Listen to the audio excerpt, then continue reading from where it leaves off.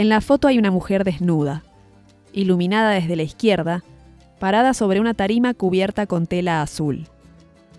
Ella también está medio cubierta por una tela, un velo color verde que le cubre la cabeza y enmarca su cuerpo hasta las pantorrillas. En su cuello un collar con una piedra transparente, el mentón elevado y la mirada directa hacia cámara, levemente inquisidora. Sobre sus pies, un ramo de calas.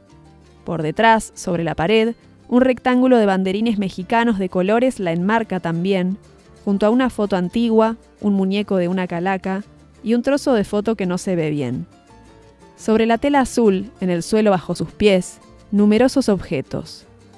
Fotos de amigas, una de Frida Kahlo, otra de una mujer desnuda con un manto que la envuelve mientras mira a cámara, un dibujo zapatista, una ecografía, velas blancas y de colores, una libélula de alambre y piedras, un abanico rojo, una calaca azul, una calavera blanca que hace de florero a unas azucenas rojas, 2 dildos, uno negro, otro amarillo, una botella de callaza, libros, chiles, una cámara pequeñita, un estetoscopio, una caja de oxaprost, otra de geonat arándano rojo, una percha, un ramo de perejil y una lluvia de sus hojas verdes cubriéndolo todo.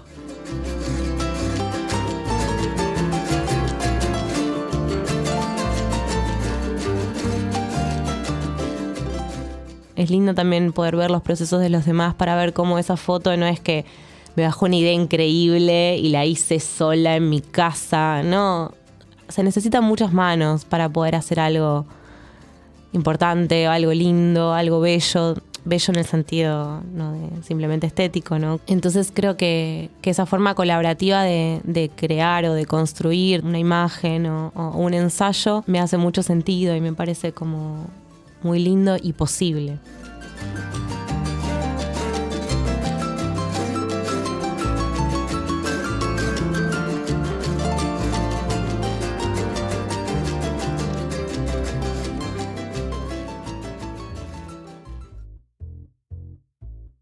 Ceci García es comunicadora, fotógrafa, artista, forma parte del colectivo Redacción Fotográfica y siempre está organizando actividades en espacios culturales. Ella y yo nos conocimos de una forma peculiar. Las dos estábamos desnudas. Fue en un taller de autorretrato que dio Nelson Garrido, artista y fotógrafo venezolano, en 2019 en la Subcooperativa.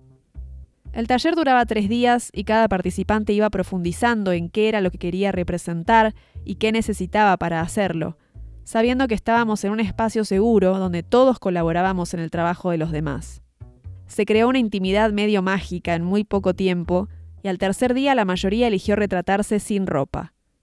Era toda una visión, la gente desnuda yendo de un lado al otro de la casa, llevando cosas y ayudando a crear la ambientación de cada foto. Ese es mi primer recuerdo de Ceci. Luego fue una de las personas que participó en mi autorretrato. Yo necesitaba muchas manos que sostuvieran mi cuerpo y las suyas fueron las encargadas de ofrecerme jazmines, una ofrenda, las flores que simbolizaban a mi abuela. Al año siguiente volvimos a comunicarnos. Estábamos en pandemia y una fotógrafa que seguía en Instagram creó un proyecto para mandarse videocartas con otra persona. Yo subí una historia preguntando si alguien tenía ganas y Ceci respondió enseguida. Llegamos a mandarnos un par de videos y fue muy lindo compartir de esa manera con alguien que no conocía pero que intuía me caía muy bien. Desde entonces fuimos encontrándonos así, fugazmente, siempre con una sonrisa y un abrazo fuerte, quizás por lo significativo que fue aquel primer encuentro. Elegí esta foto por varios motivos. Uno de ellos fue porque en la jornada que esa foto fue creada, nos conocimos y me parecía lindo que de alguna forma es también un vínculo entre nosotras, como que vos también fuiste parte un poco de ese proceso o de ese momento. Y también porque justamente en ese año yo venía trabajando sobre el tema del aborto y venía haciendo como un laburo más periodístico, ¿viste? Como yo vengo más de ese palo. Entonces tenía como una forma muy fotoperiodística, muy como documental tradicional. Había números, o sea, y a partir de esa foto siento que fue más como girar la cámara y empezar a hacer como ese trabajo de poder fotografiar mi cuerpo y lo que me estaba pasando a mí y hacer este vínculo del que tanto habla también, ¿no? O hablamos dentro de los feminismos, que es lo personal es político, ¿no? Entonces, como esa mirada, ese poder dar vuelta a la cámara, creo que fue muy fuerte y marcó un giro también en ese proyecto, en ese ensayo que venía trabajando, y después se tornó en otra cosa. Esa foto es parte del cierre de ese ensayo, que se llama Enlazadora de Mundos, que plantea un poco que el aborto es una práctica ancestral y bueno, de alguna forma como que cierra en esa foto que es como una estampita, ¿no? Tiene medio esa forma. Yo a veces me gusta llamarla como la santa patrona cuidadora de los abortos y pienso que fue importante para mí porque pude nombrar o pude crear una imagen que le dio un giro a ese ensayo, ¿no? en el que yo estaba trabajando. Y creo que por eso fue importante y por eso la terminé eligiendo, como que habla de muchas cosas, como de un inicio, de una forma de fotografiar o de pensar la fotografía también. ¿Y el ensayo Enlazadora de Mundos, de qué se trata como inicio? Enlazadora de Mundos nace a partir de mi propia experiencia de aborto, ¿no? Que fue en el fines del 2018 y yo ya, en el momento en que yo inicio el proceso de aborto, que fue en mi casa, tenía la cámara en la mano. O sea, fue como algo que me acompañó desde el principio. Era como, yo no sé por qué, pero yo esto lo tengo que fotografiar. Si bien quizás la cámara no es algo que yo tengo todo el tiempo conmigo, sé que hay momentos en los que, como cuando tengo una necesidad de decir algo, de contar algo, la agarro. Y creo que este caso fue algo así. De alguna forma arranca en ese momento. Y después también estábamos en un contexto muy de marea verde, ¿no? El 2018, como plena ebullición de la lucha por la legalización del aborto.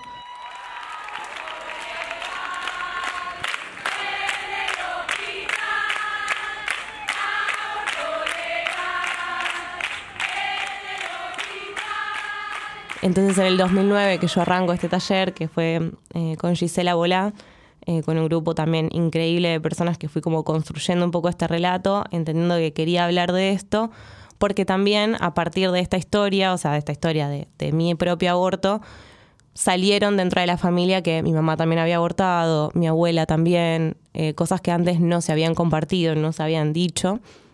Entonces fue ahí como ir trenzando o armando, ¿no? Como una historia, y en este contexto, ¿no? En el contexto en el que estábamos, sentía que eso era importante de alguna forma, no lo que me estaba pasando a mí, no, sino lo que estaba pasando en nuestro país, en nuestra región, que yo necesitaba poder también hacer algo con eso, ¿no?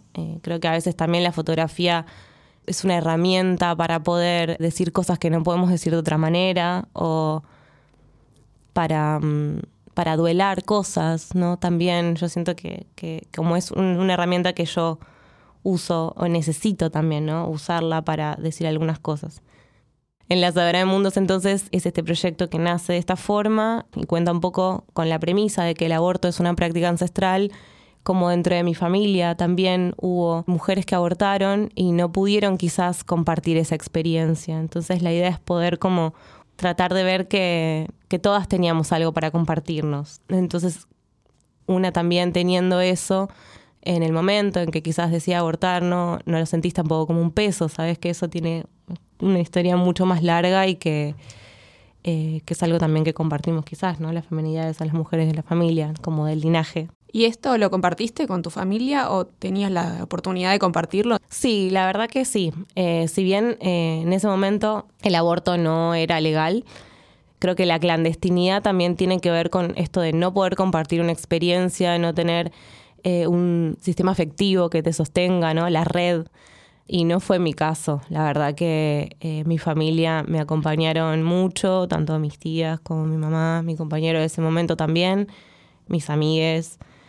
No fue algo pesado en ese sentido o algo doloroso o con un peso negativo. Estuve muy acompañada y creo que eso hace la diferencia en las experiencias que tenemos en general, en muchas, ¿no? Pero en esta en particular creo que es eso, ¿no? Romper con la clandestinidad también tiene que ver con romper con el silencio y poder acompañar. Y justo ahora, algo nada que ver, pero me salió un laburo en donde estoy acompañando procesos de abortos tanto antes como después. Y me doy cuenta también que la importancia de, más allá de que quizás el aborto pueda ser legal o no, depende también en qué país y en qué región, la figura de quienes acompañamos hace justamente esa diferencia, ¿no? Es poder como que la otra persona pueda sostenerse, confiar en la palabra de la otra o del otro, y hace la diferencia en esa experiencia, ¿no? Y también poder transmitir, una quizás que ya estuvo en ese lugar, poder transmitir tranquilidad y saber que entendés lo que la otra persona está pasando. Creo que eso, la otra persona puede descansar y sentirse acompañada. La filósofa Vinciane Desprez dice que el acto del monumento no es la memoria, sino la fabulación. Es decir, que el acto del monumento no es la transmisión de un pasado que hay que preservar, sino el desvío a partir de aquello de lo que hay que hacer memoria. Se trata de reanudar ese pasado de una manera fabulativa, que dé una oportunidad de modificar el futuro del presente que conmemora el pasado. Y que por esas afortunadas coincidencias semánticas, el término reanudación designa al mismo tiempo el arte de la costura y del remiendo, el arte de llenar lo que falta, el arte de curar los tejidos y el arte de asegurar un relevo. El trabajo de conmemoración es inevitablemente creación. Conmemorar, hacer memoria con los que insisten, los hace existir en el presente de un modo que obliga y que nos sostiene. Por la gracia de la obra, los que ya no están continúan entonces ayudando a revincularse con la vida, con los otros, a hacer existir otras perspectivas, otros lazos, otros modos de vivir juntos. Te acompañaron durante el aborto, pero después el proceso fotográfico, no sé cuánto llevó, digamos, hasta el momento de este autorretrato. El trabajo tomó esa forma como más fotoperiodística, un poco hasta esta imagen. Y luego yo sentía que obviamente había que seguir dándole vuelta. Y durante el 2020 me sale una beca y viajo a México. Y ahí empiezo como a explorar otro lenguaje. Y mucho también en contacto con las plantas, ¿no? Con la medicina y un poco con lo ancestral. Entonces el trabajo va tomando otra dimensión y otro sentido también. Como esto de poder salir de lo documental más clásico, lo más periodístico, de investigación, que venía como tomando más esa forma. Y empecé como a explorar otros lenguajes, mismo con otras técnicas fotográficas, ¿no? La antotipia, la cenotipia también. Y de hecho también en el trabajo hay algunas imágenes que son medio collage, o sea, en donde yo agarro fotos de archivo. También trabajo mucho con archivo, me gusta mucho el trabajo con el álbum familiar y el archivo en general. Entonces agarro unas fotos de mi abuela, que son obviamente en blanco y negro, y las superpongo en fotos que yo había tomado en la calle, dentro de la marea verde, de esos días de lucha por la legalización del aborto. Entonces hay como también un mix quizás de técnicas que me ayudan a poder contar esta historia de otra manera, que con una toma directa sería imposible, porque no existe. Entonces, ¿cómo crear una imagen que no existe? Bueno, es ahí creo que donde fui como buscando otras herramientas para poder también unir estas historias que de alguna forma no se tocaron, y sí, o sea, no están unidas, porque de alguna forma compartimos el linaje, pero estuvieron muy separadas durante mucho tiempo, y había ahí un deseo como de poder juntarlas y explorar. Creo que como otros recursos fotográficos ayuda también a poder, esto que decía, como construir una imagen que no existe, entonces armar una historia que podría haber existido. Así que bueno, durante el 2020 el trabajo fue tomando como otra forma, pude encontrar otras formas de narrar visualmente lo que quería decir, y fue durante ese año donde terminó como de dar forma. Y yo creo que también culminó acá en las jornadas de diciembre del 2020, que terminó de legalizarse. Yo dije, bueno, esto ya está. Como que sentí que después, ¿no? Como que quería hablar de otra cosa, y ahí pude como redondear un poco. Pero fueron varios años. De alguna forma, o sea, no tantos, pero empezó, digamos, en el 2018, y puedo decir que quizás tuvo un cierre en el 2020. resulta aprobado con 38 votos afirmativos y 29 negativos y una abstención. Resulta aprobado, se convierte en ley y se gira al Poder Ejecutivo.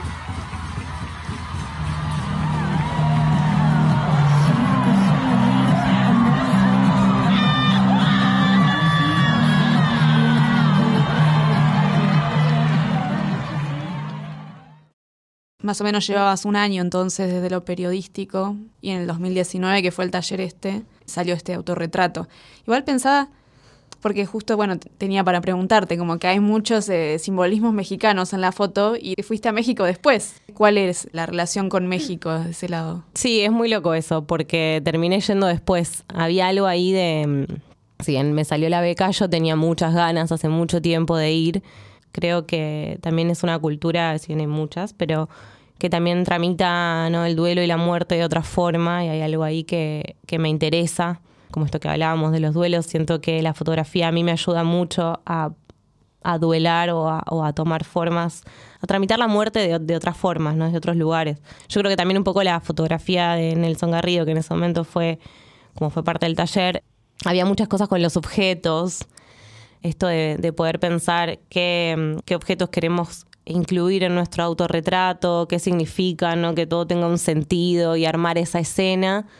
Y evidentemente dentro de mí había como cosas que yo quería que estén en la imagen y que, tenían como esa forma. No sé bien de dónde sale, pero creo que fui a buscar algo después. Pero ¿por qué la imagen la hice así? La verdad que no sé ahora. Evidentemente lo tenía. Seguramente hay imágenes previas en las cuales, ¿no?, uno se inspira o uno quiere de alguna forma copiar o tomar cosas. Y también tengo como muchas autoras mexicanas que me gustan mucho. Son contemporáneas, otras no. Pero evidentemente algo hay ahí como de lo visual que me gusta, ¿no?, o que me interpela. Justamente hay una foto dentro de la foto, que es esta de una mujer desnuda con un manto como el que tenés vos. Me interesa la historia de esa foto. Bueno, casualmente es de una fotógrafa mexicana. Esa foto es de Lola Álvarez Bravo. A mí me gusta mucho su trabajo. No sé en qué momento descubrí esa foto, pero cuando la vi me pareció muy potente. Hay algo de ese cuerpo que está desnudo, como si tuviese, no un velo porque es como una capa más pesada, no es como una tela que no es traslúcida, como si fuese un manto de alguna forma. Ella está desnuda, es una mujer marrona, mira a la cámara y esa mirada es muy potente, como que te está mirando a vos y ella está completamente desnuda y te está mirando a vos, te está queriendo decir algo, hay algo ahí como... Y no está como con una pose muy forzada tampoco, está como muy natural. Yo la tengo en mi altar, esa foto. Así que evidentemente es muy importante. No sé si puedo explicar bien porque hay algo de identificación quizás con eso, de estar completamente vulnerable pero con una mirada muy firme. Y sí, fue una referencia para la foto. De hecho, yo traté de imitar un poco su pose, el velo también que yo tengo puesto, que es obviamente verde. Hace un juego con eso. Y creo que la forma del altar, volviendo a lo que me preguntabas, yo siempre tuve, o no sé si siempre tuve, pero hace muchos años que tengo como un altarcito en mi casa, en donde también pongo objetos, prendo velitas en momentos. Tengo cositas de gatos que ya no están conmigo, o de amigues también. Entonces como que hay algo del ritual y del altar que hace mucho sentido para mí. Entonces creo que la imagen tuvo que ver con eso también, ¿no? Por poder construir más un altar, como más en forma de estampita. Justo también una compañera me había hablado, Hanna, una fotógrafa y amiga, que ella me había dado como una estampita para el aborto, ¿no? Como en medio de este proceso, de este taller, que tenía como una oración atrás, como medio también como irónico, ¿no? Jugaba con eso. Me pareció divertido. Y creo que también es una forma de sintetizar un montón de cosas en una imagen, ¿no? Y creo que es divertido también y tiene algo de lúdico esto de poder construir esa imagen. Que es una foto, pero que también se parece a otra cosa. Hay algo ahí que me parece como divertido. Y dejar todas las pistas aparte con los objetos. porque hay obviamente cosas relacionadas con el aborto, no sé, bueno, está el oxaprost ahí, está el perejil, la percha. Pero bueno, lo que más me intrigaba era esto, los elementos mexicanos, porque hay como muchos. Y además, bueno, sabía que había sido a México, pero claro, no había asociado que fue después. Y, por ejemplo, las calas en los pies, ¿eran alguna referencia a algo? Me parece que las calas en realidad aparecen mucho en la pintura, por ejemplo, de Diego Rivera. O sea, ahora lo estoy pensando, pero los había llevado otra compañera. O sea, un compañero que los tenía. Y creo que también como se socializaba mucho, ¿no? Los objetos, eran como 3 salas, había un exterior y 2 interiores en donde estábamos todos creando nuestros autorretratos. Si bien yo había llevado objetos que quería, como la foto y qué sé yo, también había otras cosas que circulaban y que, bueno, terminé usando. De hecho, esa capa verde me la prestaron también. Bueno, hay una calavera también que era de Hannah, los dildos, las calas. Y fue como, esto puede quedar bien acá. Viste, como había algo muy colaborativo, yo lo sentí así, de que ese autorretrato de alguna forma también estuvieron otras personas ahí, ¿no? Aportando para eso. Y creo que todo el proceso del trabajo también, todo ese 2019 que fue de trabajo dentro de SUB, fue muy así también, y creo que no lo hubiese podido hacer de otra manera. O sea, que ese proceso sea como tan atravesado por lo afectivo, por la ternura, ¿no? Donde realmente era un lugar de cuidado y de sostén. Cuando yo recién venía como de ese proceso, para mí fue importante sentirme como en un lugar cuidado, ¿no? Donde uno podía hablar sobre lo que le pasaba, sobre las dudas que se mezclan, ¿no? Como lo que te está pasando con las dudas del proceso, ¿no? De creativo. Creo que todas las personas que formaron parte de ese taller me ayudaron mucho para poder como gestar eso. Y también me gusta pensar a la fotografía de esa manera, ¿no? De que tiene mucho que ver con lo colectivo y en los procesos también. ¿El hecho de un desnudo a vos te atraía como a hacer la foto de desnudo? ¿Tenías algún preconcepto habías hecho del hecho de que hubiera tantas personas? ¿Tuviste algún tema con eso? Estaba pensando mientras charlaba que como después de mi viaje a México y después de todo lo que pasó, si hoy tuviese que volver a hacer esa foto, ¿cómo la haría? Seguramente la haría distinta. Y pienso que en ese momento un poco la idea era, como decíamos, ¿no? Es la referencia de esa foto, de esa mujer que estaba desnuda, pero al mismo tiempo muy empoderada. No estaba en una situación, o al menos en esa imagen, no hay una opresión, sino hay como, siento que hay mucho poder en esa mirada y en ese cuerpo. Creo que en ese momento tuvo mucho sentido hacerla así, porque también todo el momento previo y eso, hubo muchas fotos que yo también empecé como a hacerme a mí misma, imágenes con el cuerpo o con el cuerpo desnudo, eran como un ejercicio para mí misma de exploración, que creo que estuvo muy bueno, y en ese momento siento que tuvo sentido hacerlo así. De hecho, hay otra toma que yo no elijo, que corre ketchup entre mis piernas. Y me parecía que era un montón, que no hacía falta, que estaba todo claro, pero bueno, lo probamos igual y hice un par de tomas con sangre de ketchup que no me gustaron al final, pero bueno, si hubiese estado vestida quizás no hubiese tenido sentido. Como que creo que en ese momento fue importante, cuando es algo, digo, el aborto pasa por el cuerpo obviamente, y también todos los cambios que vas sintiendo en el cuerpo. Y también en ese lugar yo me sentí muy cuidada, no tuve ningún tipo de tapujo de mostrarme desnuda. Estábamos todos bastante desnudos por ahí, es algo que no volví a experimentar de esa forma en ningún otro lado, en ningún otro taller. Fue una experiencia increíble y hoy quizás no sé si la haría de la misma experiencia como algo de otro contexto. Durante la pandemia tuve clases virtuales donde hicimos autorretratos desnudos, pero obviamente no tuvo el efecto del encuentro físico. Había más resistencia y pudor de compartirse de esa manera, no teníamos tanta confianza. Poco a poco yo fui sintiendo más pudor de compartir ese tipo de fotos en redes, y hoy en día decido no hacerlo, aunque me genera preguntas. Los cuerpos son censurados todo el tiempo, la comunicación es más violenta y las redes cada vez más ruidosas, sin estímulos para que las personas conecten de verdad. ¿Cuál es entonces el espacio para exponer estas imágenes? Es una linda pregunta, o sea, es una linda reflexión, porque también la virtualidad tiene que ver con otra cosa, ¿viste? Decís como, ¿qué pasa con esa imagen? Si yo la subo, si la muestro a través de mi computadora. Y yo creo que no todo, no sé si se habló en ese taller en particular, pero mucho también la pregunta de, bueno, me voy a mostrarme desnudo, pero ¿por qué? Porque sí, porque está bueno, porque tengo ganas, ¿no? Como esto de las cosas que hay adentro, ¿no? De las imágenes. ¿Por qué están ahí? ¿Tienen un sentido? El sentido puede ser propio, no tiene por qué ser un sentido para afuera, pero tiene que tener un propósito para uno. Es como, yo estoy poniendo esto acá porque para mí representa algo. Puede quizás no entenderse, pero tiene que tener una fuerza, un sentido propio, que obviamente da sentido en el contexto global.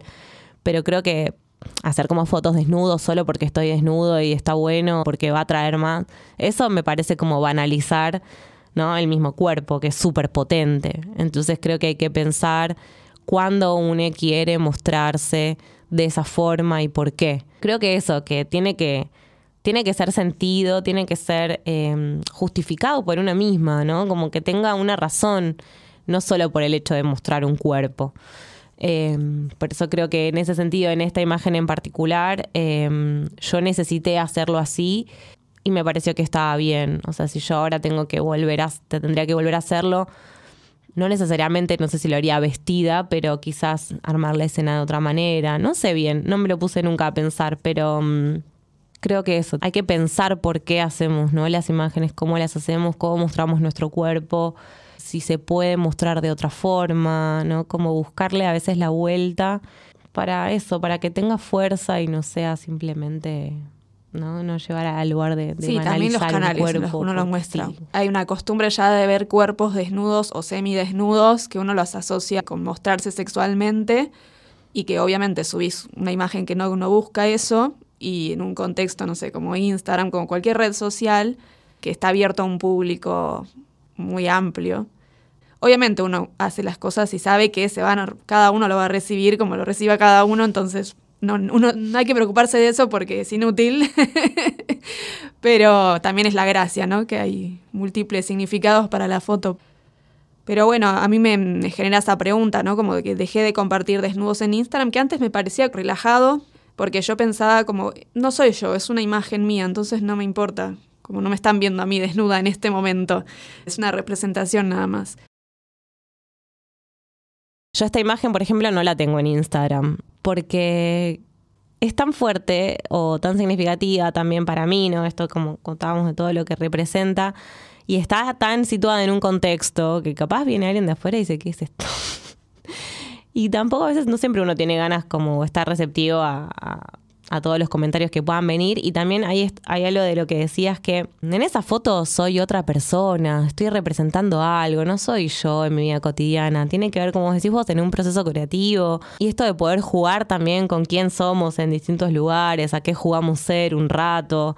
Y en Instagram se juega algo que hay gente que lo entiende, que no somos quizás los que estamos ahí, como ese yo virtual, y gente que no, piensa que, esto, ¿no? Como subiste algo desnudo, ay, ¿qué estás haciendo? ¿En qué andás? ¿Qué pasa? ¿Qué querés mostrar? Cuesta pensar que eso no es de verdad, de alguna forma, del todo, o que tiene que ver con otra cosa, con un proceso creativo, con algo que uno está explorando, que forma parte capaz de un trabajo, como que se mezcla todo de pronto en la red, ¿no? Como esto, gente del laburo, gente capaz de la facultad, tu familia, no sé, cómo se mezcla todo. Entonces uno a veces piensa como, bueno, ¿qué muestro? ¿Qué comparto?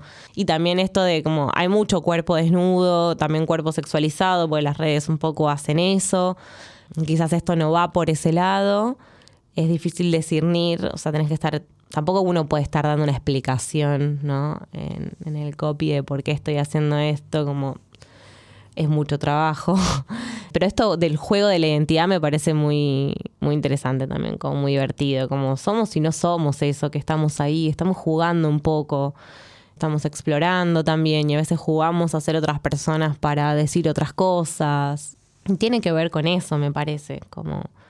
Ahí entra la idea de la fotografía como una construcción, como la mayoría de la gente todavía hoy, a pesar de los avances de cómo se usa de la inteligencia artificial, mucha gente cree que si algo está en una foto es verdad.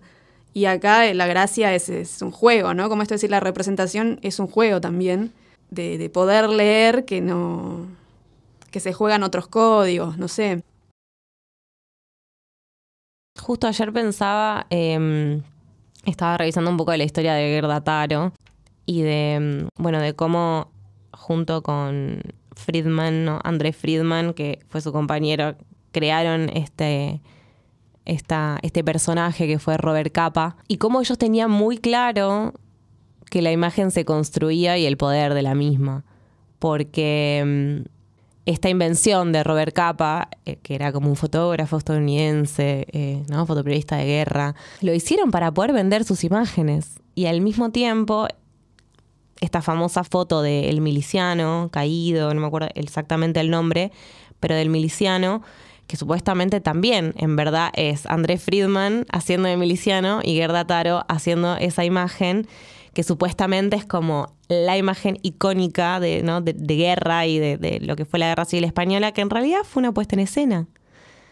Y ahí se rompe todo esto de la foto como lo verdadero, ¿no? De que en realidad está mostrando una realidad y está mostrando una verdad, está representando algo que estaba pasando, que era justamente lo que estaba sucediendo en España dentro de la Guerra Civil. Y ellos lo tenían muy claro, que lo importante era poder mostrar esa representación del horror que es la guerra. Y construyeron esa imagen, y es menos válida, ¿no? Porque no fue exacta. Ellos estaban ahí, no es que estaban jugando en su casa y hicieron no sé qué. Estaban ahí, estaban en el campo de guerra, estaban en ese territorio, completamente sumergidos en ese conflicto, como fotoperiodistas. Pero bueno, construyeron esa imagen y construyeron además un personaje para poder vender sus imágenes. O sea, siento que tenían como muy claro el poder de la fotografía y que lo importante es la fuerza con la que se pueda mostrar algo. O sea, a veces es una escena, como recrear una escena o montarla, como en este caso, quizás volviendo a la foto, ¿no? Era como montar o representar a alguien que, como esto, la idea de estampita, ¿no? Como alguien que te cuide en ese momento en que vos estás abortando. Es la representación como de una virgen o de una santa, alguien que cuida, que protege, más bien.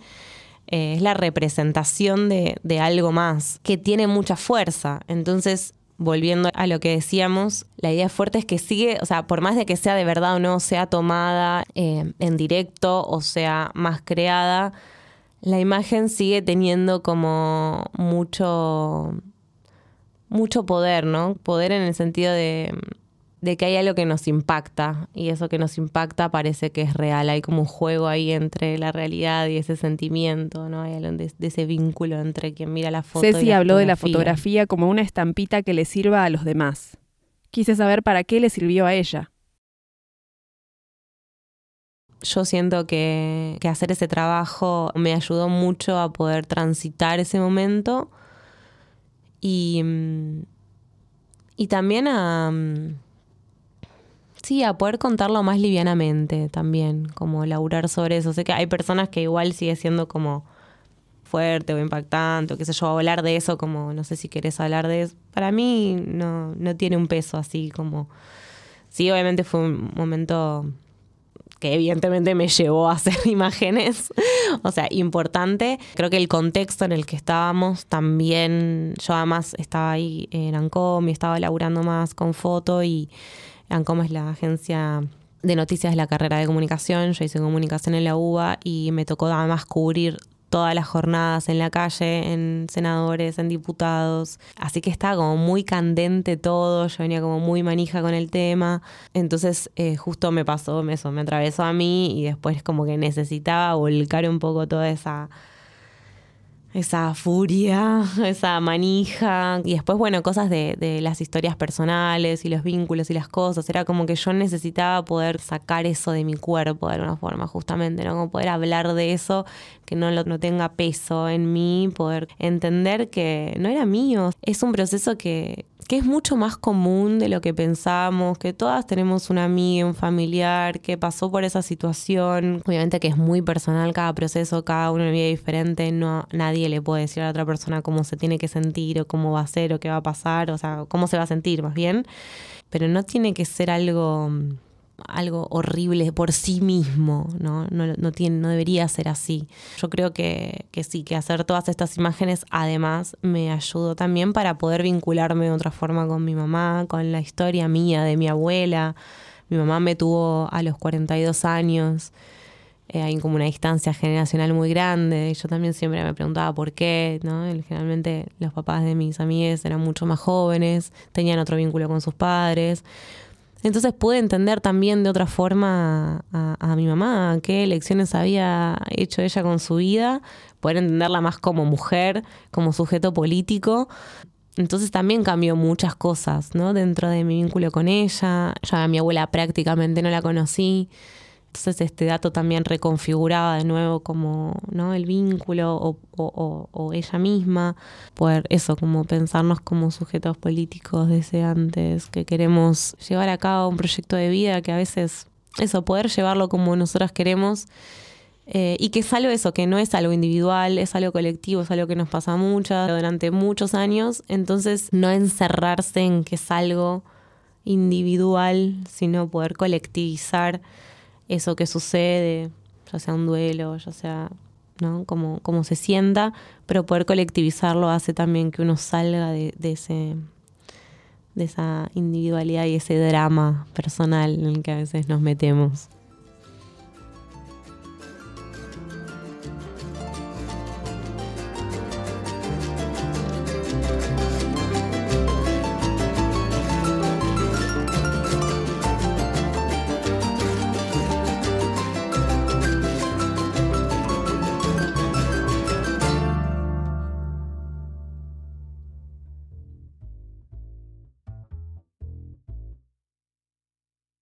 Mi nombre es Gabriela D. Echave y esto es La Huella, un podcast para hablar de fotos, o más bien una excusa para seguir contándonos historias.